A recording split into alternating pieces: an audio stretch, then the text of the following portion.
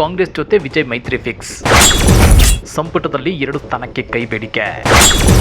ಏನಿದು magic number ಲೆಕ್ಕಾಚಾರ?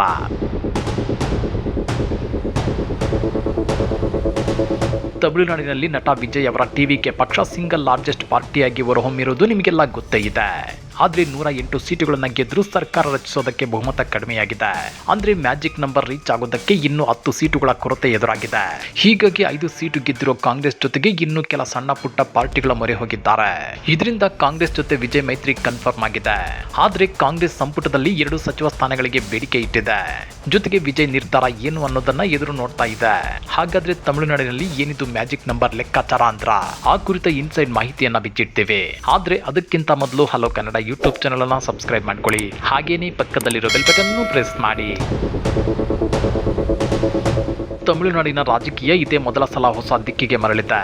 ಇಷ್ಟು ದಿನ ಅಸೆಂಬ್ಲಿಯಲ್ಲಿ ಗಿಜುಗಿಡುತ್ತಿದ್ದ ಡಿಎಂಕೆ ಮತ್ತು ಎಐಡಿಎಂಕೆ ಪಕ್ಷಗಳ ಶಾಸಕರ ಸದ್ದಡಗಿದ್ದು ನಟ ವಿಜಯ್ ಅವರ ಟಿವಿಕೆ ಪಕ್ಷ ಹೇಗೆ ಸರ್ಕಾರ ನಡೆಸುತ್ತೆ, ಆ ನಂತರ ಅವರ ಸರ್ಕಾರವನ್ನ ಹೇಗೆ ಕಟ್ಟಿ ಹಾಕಬೇಕು ಅಂತ ಎದುರು ನೋಡ್ತಿದ್ದಾರೆ. ಆದ್ರೀಗ ವಿಜಯ್ ಅವರಿಗೆ ಸರ್ಕಾರ ರಚನೆ ಮಾಡೋದಕ್ಕೆ ಯಾರ ಬೆಂಬಲ ಪಡೆಯಬೇಕು ಅನ್ನೋದೇ ದೊಡ್ಡ ಸಮಸ್ಯೆಯಾಗಿ ಮಾರ್ಪಟ್ಟಿದೆ. ಆದ್ರೂ ಅವರ ಮುಂದಿರೋ ಮೊದಲ ಆಯ್ಕೆ ಕಾಂಗ್ರೆಸ್ ಪಕ್ಷ. ನಿಮ್ಗೆ ಗೊತ್ತಿರಲಿ, ಟಿವಿಕೆ ತನ್ನ ಮೊದಲ ಚುನಾವಣೆಯಲ್ಲಿ 234 ವಿಧಾನಸಭಾ ಕ್ಷೇತ್ರಗಳಲ್ಲಿ 108 ಸ್ಥಾನಗಳನ್ನ ಗೆದ್ದು ಭರ್ಜರಿ ಪ್ರದರ್ಶನ ನೀಡಿದ್ರು. ಸರಳ ಬಹುಮತಕ್ಕೆ ಅಗತ್ಯವಾದ 118 ಸಂಖ್ಯೆಗೆ ಇನ್ನೂ ಕೆಲ ಶಾಸಕರ ಬೆಂಬಲ ಅಗತ್ಯವಿದೆ. ಈ ಹಿನ್ನೆಲೆಯಲ್ಲಿ ಮೈತ್ರಿ ರಾಜಕಾರಣ ಅನಿವಾರ್ಯವಾಗಿದ್ದು ಕಾಂಗ್ರೆಸ್ ಜೊತೆಗಿನ ಮಾತುಕತೆಗಳಿಗೆ ಹೆಚ್ಚಿನ ಮಹತ್ವ ಸಿಕ್ಕಿದೆ. ಈ ನಡುವೆ ಕಾಂಗ್ರೆಸ್ ಪಕ್ಷ ಸರ್ಕಾರದಲ್ಲಿ 2 ಪ್ರಮುಖ ಸಚಿವ ಸ್ಥಾನಗಳಿಗೆ ಬೇಡಿಕೆ ಇಟ್ಟಿದ್ದು ಆ ಕುರಿತು ಅಂತಿಮ ಮಾತುಕತೆಗಳು ನಡೆಯುತ್ತಿವೆ ಎನ್ನಲಾಗುತ್ತಿದೆ. ಇದು ಕೇವಲ ಬೆಂಬಲ ಪಡೆಯುವುದಷ್ಟೇ ಅಲ್ಲದೆ ಸರ್ಕಾರದ ಸ್ಥಿರತೆಯನ್ನು ಖಚಿತಪಡಿಸಿಕೊಳ್ಳುವ ರಾಜಕೀಯ ಕ್ರಮವಾಗಿ ನೋಡಲಾಗುತ್ತಿದೆ. ಈ ಕುರಿತು ಹಲವು ಸುತ್ತಿನ ಸಭೆಗಳನ್ನು ನಡೆಸಿದೆ ಎನ್ನಲಾಗಿದೆ. ಮೊನ್ನೆಯಷ್ಟೇ ಹೇಳಿಕೆ ನೀಡಿದ್ದ ಕಾಂಗ್ರೆಸ್ ವಿಜಯ್ ನೇತೃತ್ವದ ಟಿವಿಕೆ ಪಕ್ಷವು ಸರ್ಕಾರ ರಚನೆಗಾಗಿ ತಮ್ಮ ಬೆಂಬಲವನ್ನ ಕೋರಿದೆ ಅಂತ ಹೇಳಿತ್ತು. ಇದರಿಂದ ಮೈತ್ರಿ ಪಕ್ಷಗಳು ಸರ್ಕಾರ ರಚನೆಯಾಗುವ ಸಾಧ್ಯತೆಗಳು ವ್ಯಕ್ತವಾಗಿದ್ವು. ವಿಜಯ್ ರಾಜಕೀಯಕ್ಕೆ ಪ್ರವೇಶಿಸಿದ ಬಳಿಕ ಮೊದಲ ಬಾರಿಗೆ ಇಷ್ಟು ದೊಡ್ಡ ಮಟ್ಟದಲ್ಲಿ ಸರ್ಕಾರ ರಚನೆಗೆ ಮುಂದಾಗಿರೋದು ವಿಶೇಷವಾಗಿದೆ. ಜನಪ್ರಿಯ ನಟನಾಗಿ ಅಪಾರ ಬೆಂಬಲ ಹೊಂದಿರುವ ವಿಜಯ್ ತನ್ನ ರಾಜಕೀಯ ಬಲವನ್ನ ಬಳಸಿಕೊಂಡು ಕುಟುಂಬ ರಾಜಕೀಯ ಹೊಂದಿರುವ ಪಕ್ಷಗಳ ನಡುವೆ ಸಮತೋಲನ ಸಾಧಿಸಲು ಪ್ರಯತ್ನಿಸುತ್ತಿದ್ದಾರೆ. ಇನ್ನೊಂದೆಡೆ ಕಾಂಗ್ರೆಸ್ ಹೈಕಮಾಂಡ್ ಈ ವಿಚಾರದಲ್ಲಿ ತುರ್ತು ನಿರ್ಧಾರ ಕೈಗೊಳ್ಳದೆ ತಮಿಳುನಾಡು ಘಟಕದ ನಾಯಕರಿಗೆ ಅಂತಿಮ ತೀರ್ಮಾನವನ್ನ ಬಿಟ್ಟಿದೆ. ಸ್ಥಳೀಯ ರಾಜಕೀಯ ಪರಿಸ್ಥಿತಿ, ಮತದಾರರ ಮನೋಭಾವ ಮತ್ತು ಇತರೆ ಪಕ್ಷಗಳ ನಿಲುವುಗಳನ್ನು ಪರಿಗಣಿಸಿ ನಿರ್ಧಾರ ಕೈಗೊಳ್ಳುವಂತೆ ಸೂಚಿಸಲಾಗಿದೆ.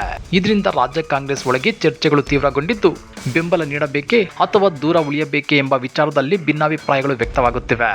ಈ ಬೆಳವಣಿಗೆಯು ರಾಜ್ಯದ ಇತರೆ ಪ್ರಮುಖ ಪಕ್ಷಗಳ ಗಮನವನ್ನು ಸೆಳೆದಿದೆ.